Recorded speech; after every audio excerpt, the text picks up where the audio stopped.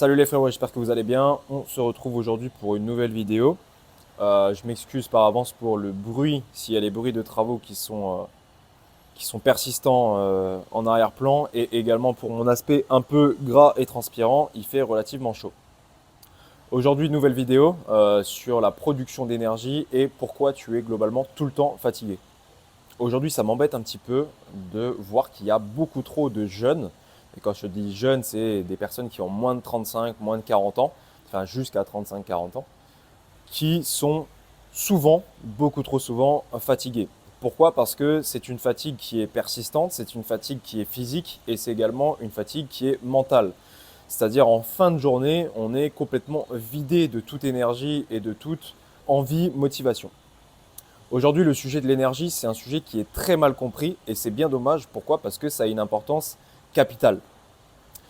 C'est très mal compris et il y a beaucoup de gens qui, si on leur demande comment tu fais pour avoir de l'énergie au quotidien, ils vont nous dire bah, je bois du café, je bois de la Red Bull ou je mange du sucre pour me donner un petit coup de peps ou je fais la sieste pour récupérer. Bon, il n'y a rien de mal à boire du café, il n'y a rien de mal à faire la sieste, mais techniquement, tu n'es pas obligé de passer par là pour avoir de l'énergie et techniquement, tu peux aller chercher une production d'énergie cellulaire, ce qu'on va voir dans cette vidéo, ce qui va te permettre de gagner vraiment énormément en production d'énergie.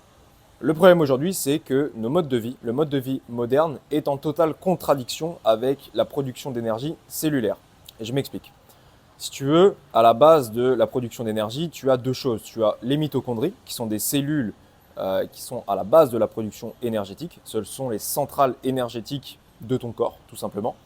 Et le deuxième point, c'est l'ATP. L'ATP, c'est la valeur de conversion, la valeur, si tu veux, qui nous permet de décrire la production d'énergie au sein du corps. Ces deux éléments sont extrêmement importants, ils sont essentiels en fait. Sans ATP, il n'y a pas de production énergétique et il n'y a pas de processus vitaux, tout simplement. Ce qu'il faut comprendre, c'est que ça peut être impacté en bien ou en mal via des éléments, que ce soit l'alimentation, que ce soit le sommeil, que ce soit d'autres éléments de notre mode de vie et que je vais expliquer. Et ça, du coup, ça a un impact sur comment tu te sens au quotidien. Pourquoi? Parce que tu as moins d'ATP disponible, parce que tes mitochondries sont plus ou moins efficaces, efficientes et plus ou moins importantes en quantité. Donc c'est là aussi où il faut rappeler l'importance du mode de vie que l'on a, parce que ce qu'on mange, la façon dont on dort, la façon dont on s'entraîne, le fait d'être exposé aux écrans, au stress, etc., tout ça, on a beau avoir tendance à le sous-estimer ou à se dire ouais, c'est bon, ça ira, ça va passer, mais ça a un impact qui est beaucoup plus important qu'on ne le pense. Donc si on y réfléchit bien et si on prend un peu de recul, être fatigué tout le temps de manière récurrente et chronique, ce n'est pas normal.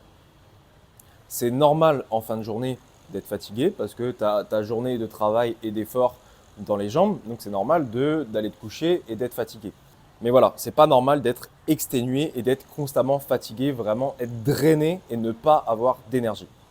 Et bien souvent, être fatigué, c'est la première excuse qu'on va mettre en avant pour ne pas aller s'entraîner, pour ne pas travailler 1 heure, 2 heures de plus, pour ne pas faire d'efforts. Globalement, on est fatigué, donc on recherche le confort. Donc on continue à entretenir un petit peu ce cercle qui n'est pas forcément vicieux, mais en tout cas qui n'est pas vertueux, puisque on se maintient dans la fatigue et on se maintient dans le manque d'action, parce que globalement, en fait, c'est juste notre corps, il n'arrive plus à suivre. Plus je vais passer de temps en intérieur, exposé à la lumière bleue, exposé à la lumière artificielle, plus je vais manger d'aliments transformés, de sucre raffiné, plus je vais fumer, plus je vais boire d'alcool, plus mes mitochondries et ma production d'énergie vont être impactées, évidemment en mal. A l'inverse, mieux je vais gérer mon stress, mieux je vais dormir, mieux je vais m'entraîner et mieux je vais manger, et plus ma production énergétique va être améliorée.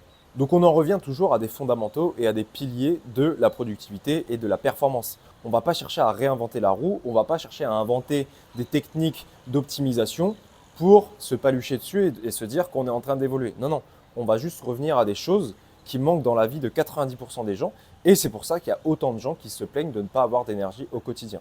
Personnellement, ça fait plus de 2 ans maintenant que j'ai amélioré ma production énergétique. Comment je l'ai fait? À 90% par l'alimentation, évidemment, mais également via ce qu'on appelle le biohacking. Aujourd'hui, le biohacking, ça veut tout et rien dire, mais globalement, c'est l'amélioration de mon sommeil, l'amélioration de mon entraînement. Le but, c'est pas juste de soulever comme un zinzin. Il y a une petite réflexion sur l'entraînement qu'on peut mettre en place. J'ai mis en place évidemment plus d'exposition au soleil, qui est une sorte d'énergie gratuite et hyper intéressante. J'ai évidemment réduit, voire complètement arrêté en fait ma consommation de produits transformés. Donc il n'y a plus de McDo, il n'y a plus de, je sais pas, de gâteaux, il n'y a plus de toutes ces merdes qu'on trouve dans les rayons. Tout ça, ça n'existe plus. Le but, c'est évidemment d'enlever tout ce qui est additif, édulcorant, tout ce qui est seed oil, les huiles transformées. Tout ça, on évite parce que ça impacte trop la qualité de notre vie. Et c'est simple, en fait, c'est au niveau cellulaire, c'est dans notre corps.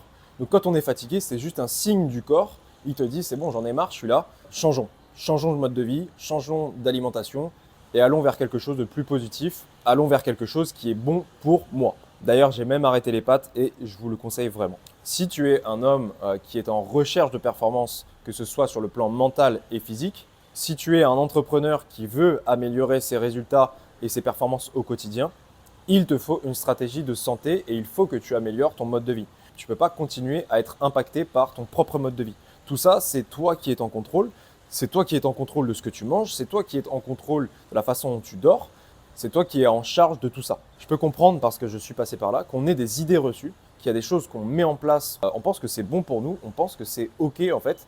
Sauf que c'est absolument pas la vérité. C'est vrai qu'il y a des idées reçues. C'est vrai qu'il y a plein de choses qu'on pense être bonnes pour la santé et bonnes pour notre bien-être, qui finalement ne le sont absolument pas. Et si tu veux plus d'informations pour améliorer justement ton mode de vie et tes performances, eh bien, je t'invite à cliquer sur le lien qui est en bio. Tu auras accès à ma newsletter sur laquelle j'écris toutes les semaines et tu peux retrouver tout un tas de conseils sur les compléments alimentaires, sur la nutrition, et plus précisément la nutrition pro-métabolique. Et je parle également de production hormonale, de production énergétique, bref, tout ce qu'il faut pour aujourd'hui être un homme qui est en forme et aller chercher les résultats que tu mérites. Le but de cette vidéo, c'est évidemment pas de rentrer en détail. Le but, c'est que tu comprennes l'importance de la production d'énergie et l'impact de ton mode de vie sur cette production d'énergie et sur la santé de tes mitochondries.